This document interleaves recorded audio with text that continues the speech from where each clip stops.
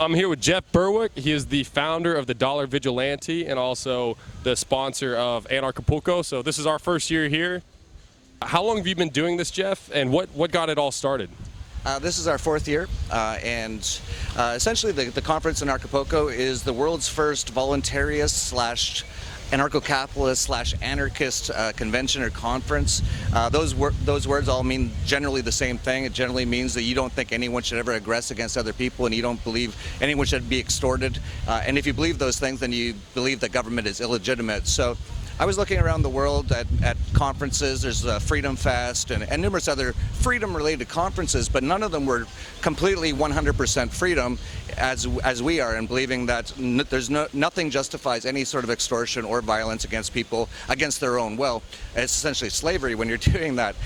So I went to many conferences in the U.S., and I used to complain all the time, why do they have freedom conferences in the U.S.? Because there's so many rules and regulations. I'd almost always get kidnapped every time I went there. By people in blue uniforms, and for doing nothing, like for bringing a drink outside of a bar to talk on my phone and things like that. And so about 4 years ago, I said to people, I was complaining on Facebook about that, and someone said, why don't you throw a actual true voluntarist conference down there in Acapulco, Mexico? And I thought, I don't know if anyone will come. Well, first year was 150 people, next year 300, next year 600, and we have over 1,600 here today.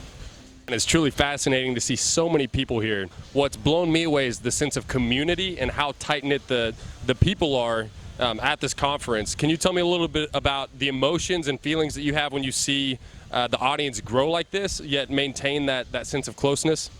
It's been really interesting because, as I pointed out, there's never been a conference like this before in the past, so no one knew how it would all go. A lot of people said, oh, you anarchists, you're such individualists that you can't even get along and things like that. But it turns out, as we're all in the same space, and there's so many different people, there's hippies here who believe in peace and love, and we got to meditate to make the world a better place. They believe in voluntarism, obviously. We have anarcho-capitalists who are doing cryptocurrencies, trying to make essentially governments and central banks obsolete.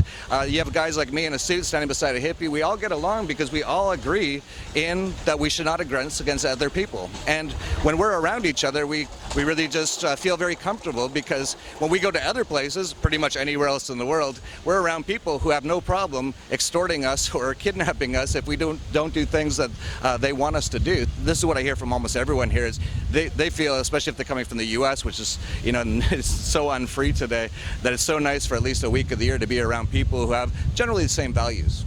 Can you tell us what anarchy means to you, and what is the end goal of this conference? What is it you're hoping to achieve? Anarchy is a Greek word. An means without, archy means ruler. And of course, if you have a ruler, that means you are a slave. That's the direct definition of what happens when you have a ruler. A ruler means someone who you did not appoint, you did not agree to, even if it's voting, that doesn't even matter. But for anyone who even votes for and didn't vote for that person, you're essentially a slave. So it's kind of funny, because a lot of people talk about, oh, we got rid of slavery a few hundred years ago.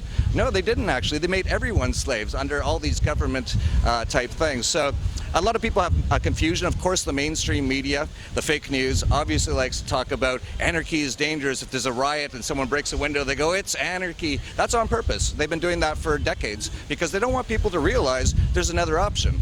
People are getting so caught up in the left-right paradigm, and you can just see people are growing very, very unhappy with it. And actually, Donald Trump was, to some extent, a result of that. You could see that people were saying, this system doesn't work. Let's get someone who's pretty out of left field and see what happens. So the people are realizing there's a problem, but what they don't realize is there's another answer besides left or right, which is actually kind of a false paradigm made up to make people want to be in constant conflict with each other, so they don't notice they're all slaves. So, when it comes to anarchy and that sort of a thing, it really is just people getting along and not standing for anyone who uses violence or extortion against others. And that's basically all it really is. And of course, like I said, you watch the media or anything, they try to make us look like we are like really bad people. It's the exact opposite. The really bad people are in Washington, D.C. and every other government in the world. We're the ones who are saying, let's stop this, let's move on as humanity and start to have voluntary transactions. Jeff, so what do you think the future is for Anarchopulco? Oh man, we were not expecting this turnout this year. All of a sudden, we had Ron Paul speaking here, and one of his sort of favorite quotes is, "Who knew freedom is popular?" And we're seeing that sort of happening. I brought that up earlier, talking about how this sort of led to Donald Trump being in office. People are realizing this problem, and they're starting to wake up. Even the libertarian movement. Murray Rothbard said in the 1980s he only knew of 15 libertarians in the world. That wasn't even anarchists. That was just people who generally believed in a little bit of freedom. Look at how much it's grown. You have 1,600 people. It's a booming. This thing is out of control. It's growing like crazy. When people start to hear our message, that's the problem. People don't get access to our message. It's not on the mainstream television programming. It's called programming for a reason. It's literally brainwashing, and it's not in the government indoctrination camps that they call schools. So most people have never heard these ideas. Once they hear them, a lot of people's eyes open up and go. And that's what happened with me. When I first became a believer in this sort of a thing, my eyes opened wide and I said, this changes everything. This is the information. This is how we stop the wars. This is how we get rid of poverty, which is caused by central banks and government regulations and government taxes and things like that. This literally almost saves the world if enough people can understand the basic philosophy of freedom. And there's only one principle. It's actually the same as Jesus said, the golden rule: do unto others as you want them to do unto you, or we call it the non-aggression principle, the NAP.